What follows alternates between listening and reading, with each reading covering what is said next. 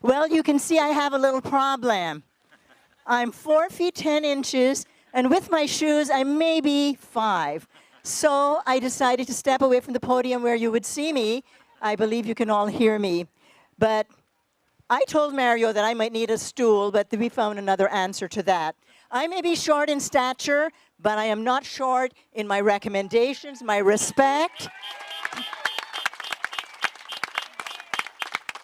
and my enthusiasm for this man to be member of our parliament. I am delighted, no, I'm excited actually, to be able to enthusiastically endorse Mario for our parliament. Yes.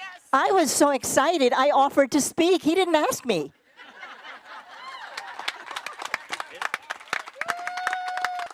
Just remember that voting is done by a little constituency, but it is done for the people of the Cayman Islands.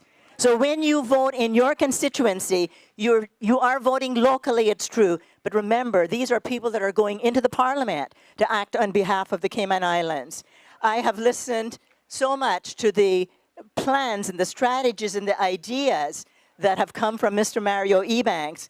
A person of such qualification, experience, education, wisdom, and vision cannot be restricted to think small, and he doesn't. And if you listen to the dreams and goals that he's presented to us through the various forums and debates, which weren't debates, unfortunately. He had no debater, but he had an opportunity to tell us all about it. And so he is the leader that we need. So now, I have known Mario for many years. In 1977, 78, yeah, I know that's a long time ago.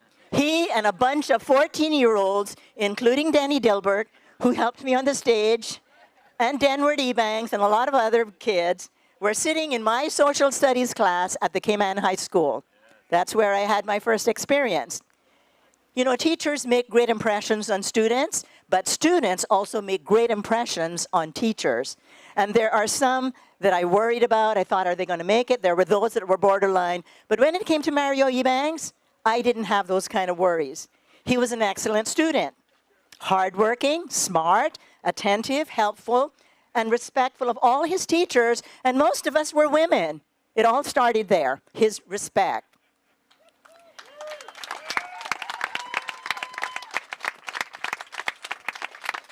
I didn't really worry about him. I knew he was going on to higher education. I knew he would be a lifelong learner. I knew he would be a model husband. I knew that he would be a credit to his community. I knew that he would lead. I knew he would have respect for people, the elderly, the children, and women. I knew this young man would succeed, and he did.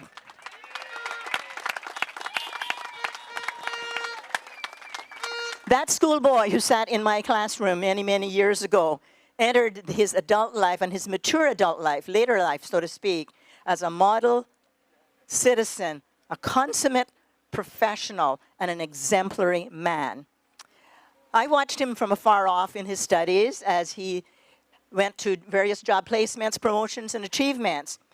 And then the tables turned a little bit, and I came under his direction as a chairman of the General Assembly of the Church of God, now known as the Church of God Chapels. I was the secretary.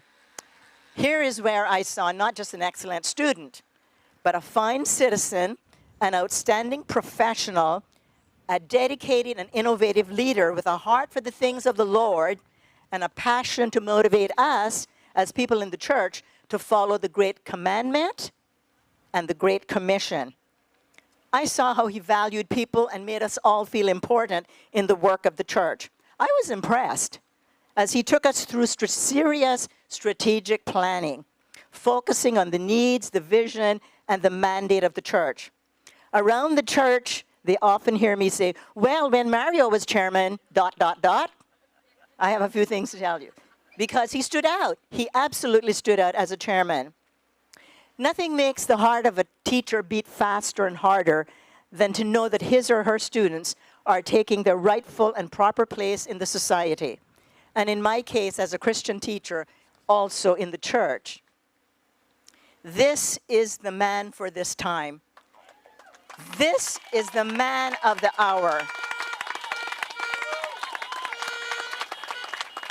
This is the man, along with other fine parliamentarians, who will restore hope and lift us out of despair that I and many others have felt. Character is the first qualification for leadership and service, and they're not opposites. Leadership and service are complementary. We see all those traits we desperately need and so much more in this man.